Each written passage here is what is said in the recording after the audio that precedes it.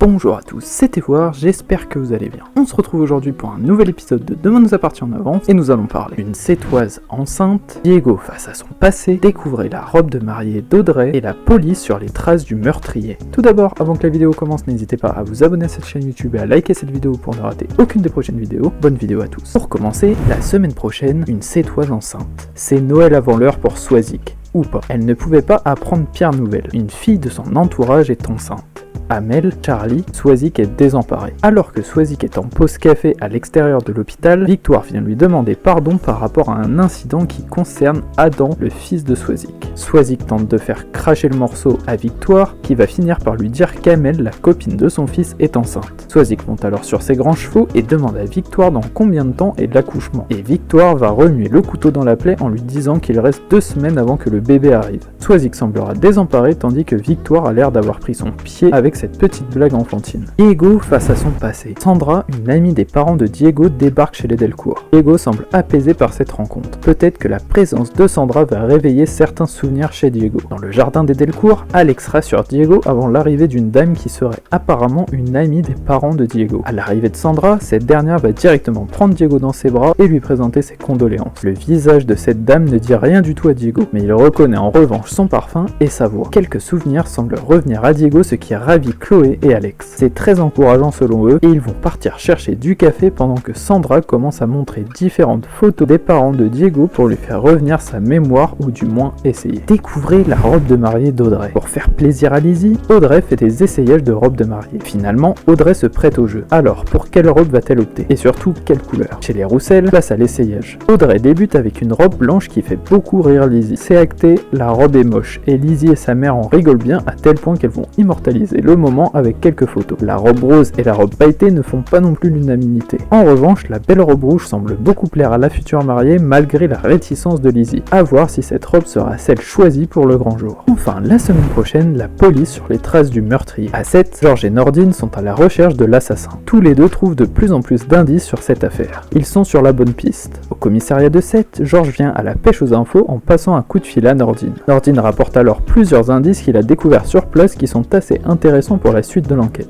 De son côté, Georges aussi creuse bien et il a même réussi à mettre la pression au procureur pour obtenir une commission rogatoire. Celle-ci va potentiellement leur permettre d'identifier l'assassin qu'ils recherchent depuis maintenant quelques temps. Cette vidéo est déjà terminée, j'espère sincèrement qu'elle vous aura plu. Je vous le rappelle, n'hésitez pas à vous abonner à cette chaîne YouTube pour ne rien louper. C'était Evoire, merci à tous, passez une très belle journée.